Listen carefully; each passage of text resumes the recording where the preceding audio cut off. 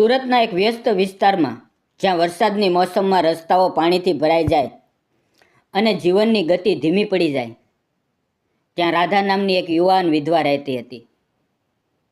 રાધાની ઉંમર માત્ર 24 વર્ષની હતી, પરંતુ તેના જીવનમાં આવેલા વાવાઝોડાએ તેને વધુ વયસ્ક બનાવી દીધી હતી. મિત્રો, તેના પતિનું મૃત્યુ 2 વર્ષ પહેલાં એક ભયાનક અકસ્માતમાં થયું હતું. એક ટ્રક અને તેની બાઇક વચ્ચેની ટક્કરમાં તેના પતિનું તત્કાળ મોત થયું હતું. તે વખતે રાધા ગર્ભવતી હતી અને તેની દીકરી પ્રિયાનો જન્મ તેના પતિના અવસાન પછી થયો હતો. પ્રિયા હવે 2 વર્ષની થઈ ગઈ હતી અને તેના માટે રાધા જીવનની દરેક લડાઈ લડી રહી હતી.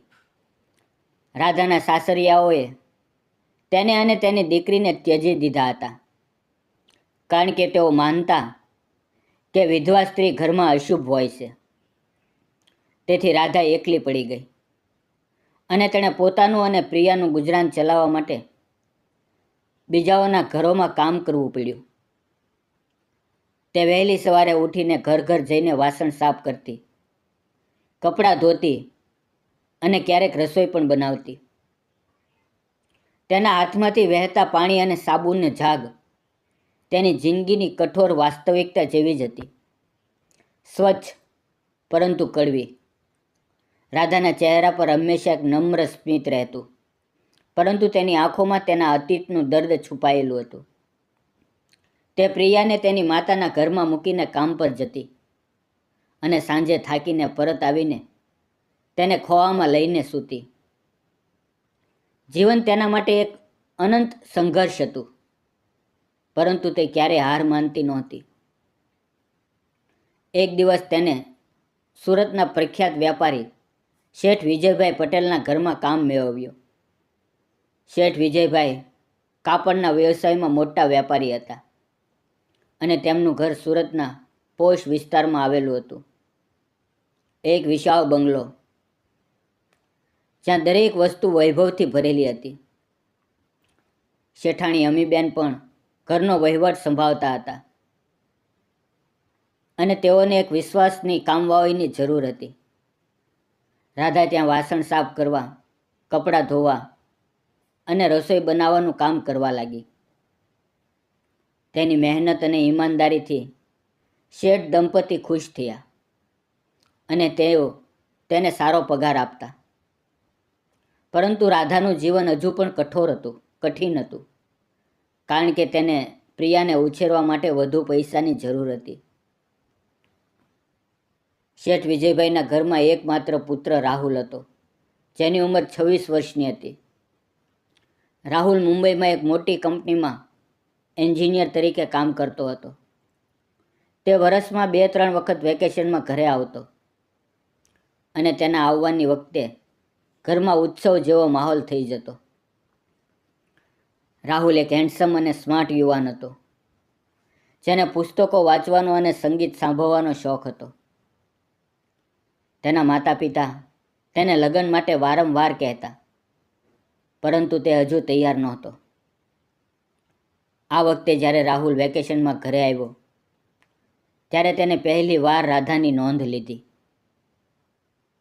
તે સવારે રસોડામાં કામ કરી રહી હતી અને તેના હાથમાંથી વહેતા પાણીના અવાજ સાથે તેનું નમ્ર વર્તન તેને આકર્ષિત કરી ગયું. રાધાના ચહેરા પરની તે થાકેલી પરંતુ સુંદર આંખો અને તેની સાડીમાં વીંટવાયેલું તેનું શરીર રાહુલને કંઈક અલગ જ લાગ્યું.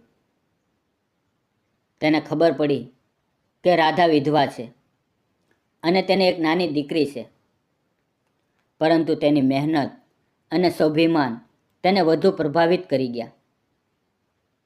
ધીમે ધીમે રાહુલ અને રાધા વચ્ચે વાતચીત શરૂ થઈ. શરૂઆતમાં તો તે માત્ર કામના સંબંધમાં હતી. રાહુલ તેને ચા માટે પૂછતો અને રાધા તેને સર્વ કરતી.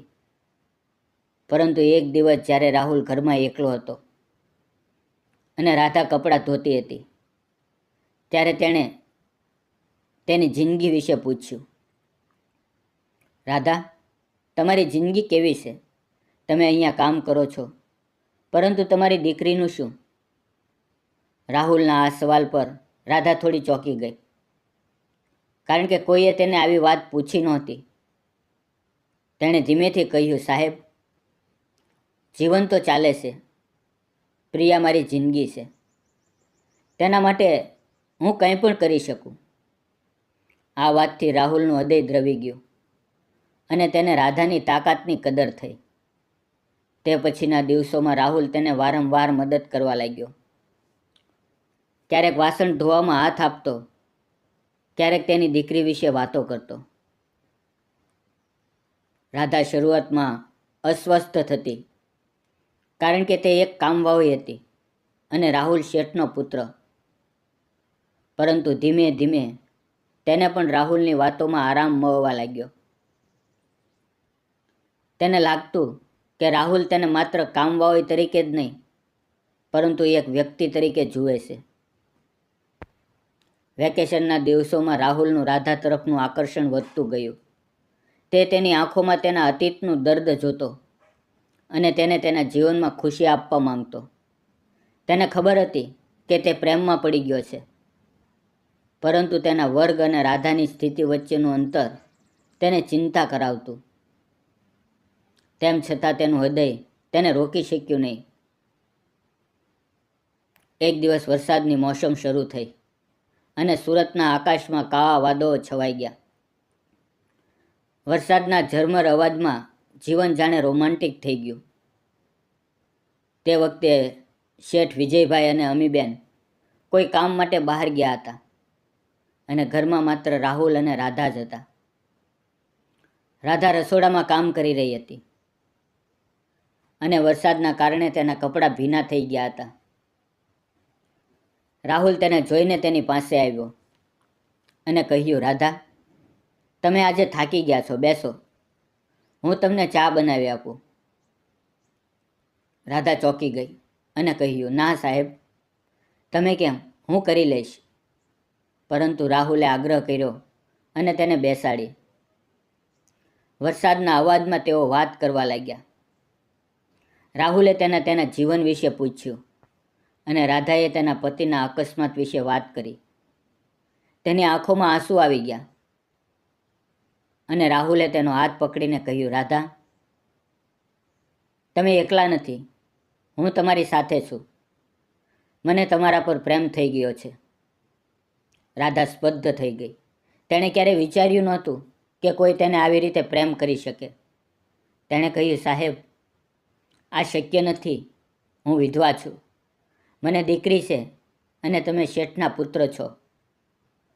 સમાજ આને સ્વીકારશે નહીં. પરંતુ રાહુલે તેને સમજાવ્યું, પ્રેમમાં વર્ગ કે વિધવાપણું મહત્વનું નથી.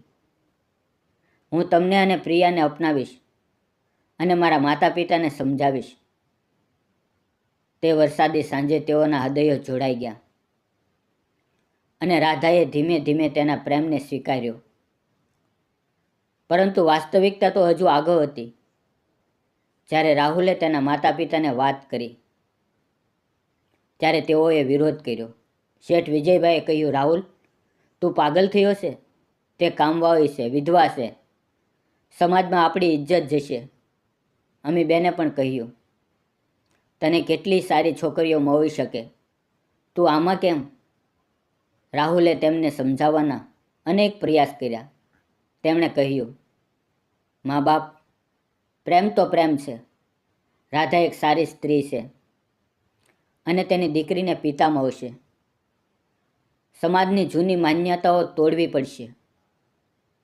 ધીમે ધીમે તેના માતા પિતા સમજ્યા અને તેઓએ લગ્ન માટે હા પાડી. લગ્ન થયા અને રાધા અને પ્રિયા નવું જીવન શરૂ કર્યું. મિત્રો, આ વાર્તા સંદેશ આપે છે કે વિધવાઓને પણ જીવનની બીજી તક મળવી જોઈએ અને પ્રેમ સમાજના બંધનોને તોડી શકે છે. જો મિત્રો વિડીયો સારો લાગ્યો હોય, વાર્તા ગમી હોય, તો પ્લીઝ એક નાની એવી કોમેન્ટ કરજો અને જતાં પહેલાં લાઇક અને સબસ્ક્રાઈબ કરવાનું ભૂલતા નહીં. ફરી મળશું આવતીકાલે એક નવી વાર્તામાં. ત્યાં સુધી આવજો. ધન્યવાદ મિત્રો.